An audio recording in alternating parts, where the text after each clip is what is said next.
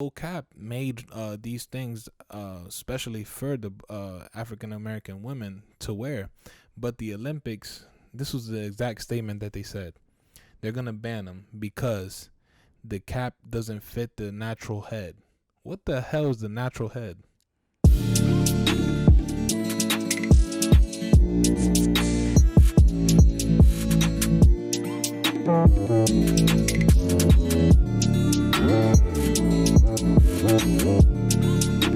What is happening, guys? Welcome back to another episode of the You Know the Vibras podcast.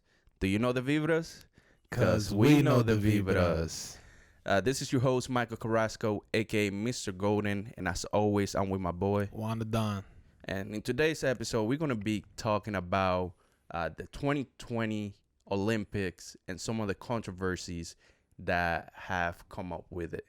But before we get started, as always, quote of the day coming from Juan today. What you got for us? So today's quote of the day is gonna be in correlation with the Olympics, and it's simply stating, winning doesn't always mean being first. Winning means you're doing better than you've ever done before. And that's from Bonnie Blair. She was an American speed skater and 5-time gold medalist. Hey, man, I like that. So simply just stating that you don't have to always win to be a winner. That's kind of contradicting, but it means if you put in a lot of work and you're proud of what you did, that means you won that day. So Right. I like that. I like that quote a lot. Yes. I want to quote, in reference to the quote, to you, what does winning mean to you? I feel like winning means accomplishing something that you had like initially planned to, accomplish, if that makes sense. Like Right. having set a goal or having set something to, accomplish that day, and at the end of the day you do accomplish it. I feel like you won the day. So simply just, feeling like you have, did what you thought you could do. Right. Yeah. No, I like that. Yeah, I what like about that a you? lot. I'm on the same same line as you. It's not the big win overall, but just the small little wins too. For me, winning is like accomplishing little things that I can accomplish throughout the day, and that gives me a more sense of accomplishments. You Yeah, know like what I'm saying? a quick example, like for instance in the Olympics, say for instance you had a personal record that you wanted to break, like your Right. personal record, but you didn't win the actual The like the overall race, race, but yeah. you broke your record, then you won. That's still a win. Yeah, because Yes. you're happy with that. So I like yeah. that. I like that. I wanted to quickly have you tell the people why you said 2020 Olympics, because some people probably still like, what? We're in Yeah, 2021. so if you guys know, last year we got hit with the pandemic. We're Yep. still going through it. And due to that, a lot of events were canceled, one of them being the 2020, summer 2020 Olympics, Yes. which were rescheduled originally to be in August. Pandemic was still, at its peak. So here we are a year later with the 2020 Olympics. And there's a lot of things happening behind it, a lot of controversy. A lot of things happening, so that's why we wanted to make this episode for you guys and kind of Yes. just highlight some of those things going on for those who are not aware. And also integrate sports as well into the podcast. Yes. But I wanted to mention, you said that the Tokyo Olympics in 2020 were canceled or was suspended, delayed due to the pandemic. Right. But something in a current event that is currently happening is that the Tokyo Games for this year, 2021, coming up here shortly, have been the fans have been Barred. have been banned. So yeah. there's not going to be any fans allowed even into the game. So it's kind of like you banned them last year. Yeah. But we're yeah. still in the same place kind of We're because you're still not going to have fans. So it's like. Yeah. We kind of still in the same place, but things are opening up, and like we're not at the same rate that we were a year ago. So it gives us the ability to at least let the athletes compete. Right. We understand this virus better now. Right. We know how to control it somewhat. Right. So that opens things up to like, okay, well, just to reduce the risk of a high infection rate, let's at least just have the athletes here doing what they do. Doing what they do. Yeah, I mean, it's something that, would kind of make you think, like, how would they be different, because typically you see the Olympics and you see all of these big, like, fans from different countries there with their flag supporting their, their people. Right. And most of the time people are competing to, make their people proud. Right. But now, I mean, you're kind of really racing kind of for yourself, or competing for yourself and for a little bit of your country, but you don't have that big support system that you'd usually get. Right. So right. It's like, I feel like it's gonna affect a lot of athletes. Yeah, but I feel like it's gonna be how the NBA was doing it. They're gonna be The bubble.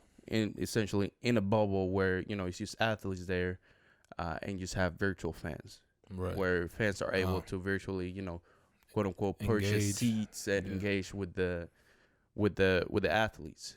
But I mean, I wish that they would have still allowed, like, families, maybe, because Yeah, maybe after you accomplish something you've been working so hard for all your life, and you can't celebrate with your family, like, that has to, suck. it feels a little different. Yeah, no. But, I see your point there. Yeah. So yeah, that's one of the biggest current events going on right now that just recently happened.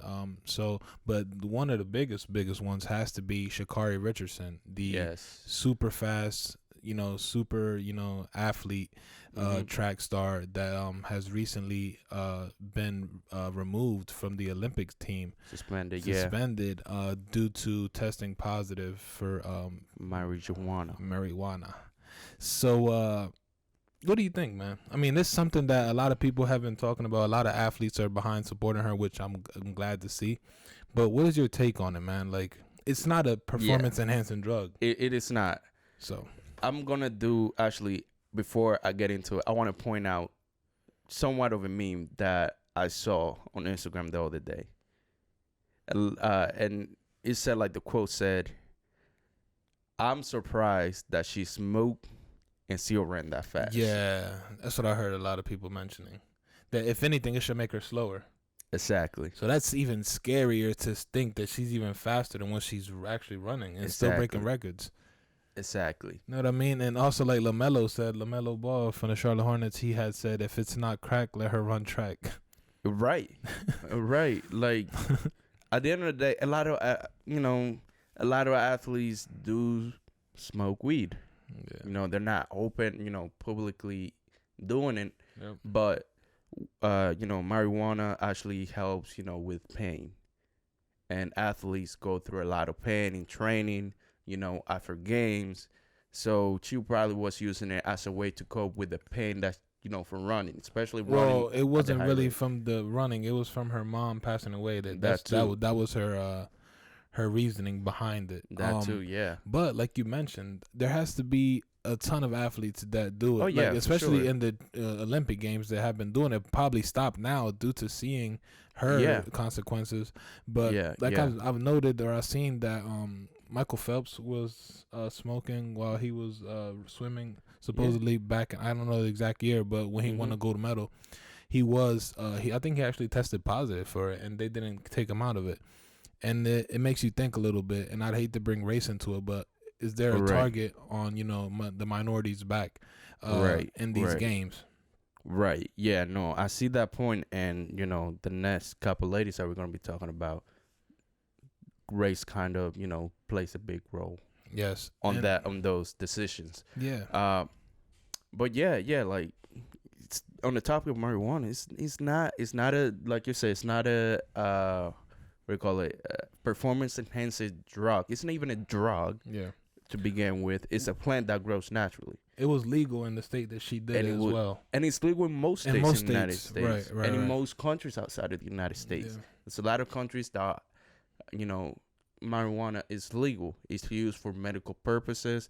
It's used for recreational purposes. The way I look at it, bro, I mean, like, I personally don't do it, but I think, just we're in 2021, man. Let people do, like, if it's not a drug that's gonna impact them in any type of way, if it's just something or enhance their performance, then let them cope. Like, let them cope in the ways that they want to cope. You know what I mean? Right. You can't. Why take away something from them that they've probably been doing for a while now? You know what I mean? And it hasn't impacted them in a bad way. So that's just my take on it. I mean, I hate that she's out of it, man, because I was really anxious. Like, I just started watching her recently, and she's a stud, man. And it just sucks that we can't watch her run, bro. Yeah, having a female athlete with so much swagger, man. Swag and confidence. And confidence. Like, she So did much her thing, confidence. and then she would go, do her little dances and stuff. Yeah, man. Like, Yep. that I feel like I was looking to see. I was definitely looking to see her. How she would perform against A lot of competition. with The all that competition. Jamaicans. The Jamaicans, yeah. Well, not. I seen a tweet. They were like, the Jamaicans are dancing right now when they seen that she wasn't winning. But they said that there was a little bit of chance that she would still be able to run the 4x100. What is it? 4x400 or something like that. No, the 4x100, something, whatever. You guys know what I'm talking about. Yeah. The 4-person relay. So I'm not a track relay, star. Yeah. They said that she had a chance to do it because the suspension was 30 days. Right. But the relay was in like August, like so towards the end of her suspension. So yeah. But they just broke the news that she's completely out of it. Man. So it sucks, man. It does. Especially, I know she put a ton of work into getting qualified for the Olympics. And this brings up a quick little talk that we could have, and it's like, I've seen athletes promoting like a lot of sports like athletes promoting like we're not watching the Olympics this year. Yes. And then they also said that it would be like there's those guys that like to bring race, and they said, what if all black athletes left the Olympics? Like, what if we remove all black athletes from the Olympics? What would Team USA look like? Bare.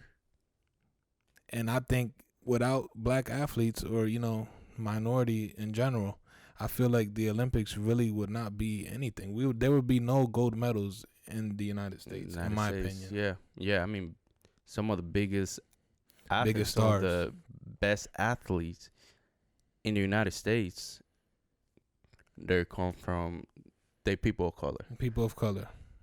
And like, you think about it, like this year especially, it was Sha'Carri with the track. Also, they had Simone Biles, the GOAT of the Olympics, like the gymnastics. Also, there was a lady swimming. I don't know her name, but she's like real like popular in the swimming world, and she's like on top right now. So, and also you have another. Yeah. I also have a couple ladies and then this a little bit, a segue to the next topic. Now, we know that different women have different testosterone level. Stutter a little bit there. So we know some women do have higher testosterone. Yes. And it's something that happens naturally. It's not that they're injecting themselves with it. It happens naturally. Now, for the Olympics to say that due to your high testosterone level, you're not allowed to compete unless you take this medication, I feel like that is,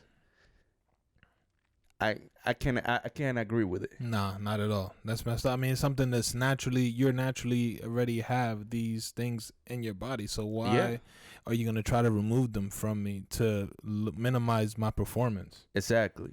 That's what they're looking at it. They're looking at it from the outside where, okay, just because you have higher testosterone, you have an edge on the other females who don't have such high levels as you do. I don't agree with that at all, man. That's not right. It's not right. And the young lady's name, one of them is here I have it, Christine Mboma. If I'm saying that wrong, please correct me. And Beatriz Masalingi. They were actually, they were ruled out because of the higher testosterone level. And then we can look back in 2018, we have another athlete that was actually banned from any race if she doesn't take, testosterone reducer medicine. Mm-hmm. And her name is, I got it right here. Is Miss Caster Semenya. I feel like when all these regulations are made they don't look at the person. They think everybody should be the same. No, all athletes are going to be different. Different Right. athletes are going to have different Attributes. different hormone levels. Yep. And it's something naturally that happens in the body. Right. I You agree, know, man. when you work out, that's when your You testosterone level goes up. Yeah. So you have female athletes that are, spending hours in the gym so they can make the achievements such as making it to the Olympics. Yeah. Becoming the best female athlete there is. And working out, that will raise their testosterone levels. And you're not letting them compete after all the hard work that they put in the gym, on the track. I don't get it. No. I don't get it. Nah, and I want to call out the Olympics. You guys need to, I don't know, man. We're going to have to change the cabinet, however you want to call it, the group of people that are behind this. And it's just like you have to look, and like you said, not everyone is going to be the same, obviously. Right. People are It's getting to the dehumanizing. Olympics. Yeah, dehumanizing them. And it's like they're getting to the Olympics to represent their country and to represent themselves. And for you to minimize them and give these people, these reducers, it's really unfair, you know what I mean? And I feel like they're targeting a group of people as well. I believe so, because we don't hear about, I'm not calling out, don't want to make it about race, but Olympics are not calling out white female athletes. Yeah. Or, Well, that's what something that makes me think is the group of the Olympic people. Where are they? Like, who are they? Are they based in? Are they? Because it's Tokyo, but obviously they're not from Tokyo. yeah, so it's like a little committee. Like, who runs the? Yeah, It's a committee that runs it. It's a whole curious. committee, and more than likely, they are a group of white men, like always, and probably 1% of color. So they say they have some diversification, but it's more than likely a group of older white men. That's And I agree with you. And I'm about to make a statement because I feel like it's gonna solidify that it is a group of white men, and it's that there was a group, a black owned company, and this was trending as well when Sha'Carri and everything was trending, ironically, and it's called SoulCap, not soul, like it's SOUL cap, like a cap, soul, and they're a black-owned business that makes caps, like swimming caps for black women that swim. Their goal is to make bigger caps for the natural African like hair that's like longer, and so that way they don't have to braid their hair and they could swim naturally like they would swim any other time. Right. So, but with these caps that the Olympics make you wear, you have to braid your hair and wear like two so they don't break. But SoulCap made these things especially for the African American women to wear. But the Olympics, this was the exact statement that they said. They're going to ban them because the cap doesn't fit the natural head. What the hell is the natural head? exactly. You know what I mean? Yeah. How are you going to say a race, like, all right, for instance, I guarantee you're referring to the white race. Why are you saying that that's the natural head? They're making it seem like it's the perfect race and it's the perfect head. Right. And it shouldn't be that way. Why can't these women wear and support a black-owned business that's benefiting them because they're making the cap for them? Like, Exactly. so that's one thing that I was seeing. And also I seen that they banned wearing any Black Lives Matter apparel. That's how you can solidify your statement. Yeah, that's on that part I feel like, freedom of speech is being taken away from the athletes. Minorities. Athletes. Yeah. But like I said earlier, bro, and it's so messed up, but like, what would sports be without people of color? Nothing, man. It won't be exciting, honestly. It wouldn't be. It wouldn't be exciting. If you think about it, every sport is dominated by a minority, believe it or not. Minorities, yeah. Baseball is Hispanics. We got my Dominican brothers, Cuban brothers, Puerto Rican brothers, Mexicans, Venezuelans, Japanese, everything, Korean, minority, yeah. You know what I mean? Basketball, we got African Americans. We got our Africans. Yep. You know, people from overseas. A lot of people overseas. Yep. From Spain. Yep. Spain, all over the place. Slovakia, all them places. And those are the players that are actually making the sport, you know, be relevant. Right. And believe it or not, so we mentioned like those European countries, they are a minority, believe it or not, and they represent as a minority. They don't feel a part of the common American white culture. Right. So when you're targeting minority, you're targeting everybody. Everybody, yes. Not just race, the minority in general. Yes. You feel me? So that's where the Olympics, we gotta call y'all out, and y'all gotta check yourselves, man, because y'all are affecting these people that worked so hard and spent so much money to get to the Olympics, and you're just taking away from them like nothing because their color. It's the truth, and we don't want to make this a race thing, and you know, have races collide and people talk about race in the comments. Yeah, we're just stating out the truth. Yeah, and then another point that I want to make is the rise in transgender athletes. Yes. We got a young lady by the name of Cece Telfer, a black transgender athlete who's actually banned for being on the Olympics. Right? But there's the funny thing. We got another transgender athlete in the Olympics, 2021 Olympics. That's still competing. And her name is Laurel Hubbard. However you say it. Weightlifter. Transgender weightlifter.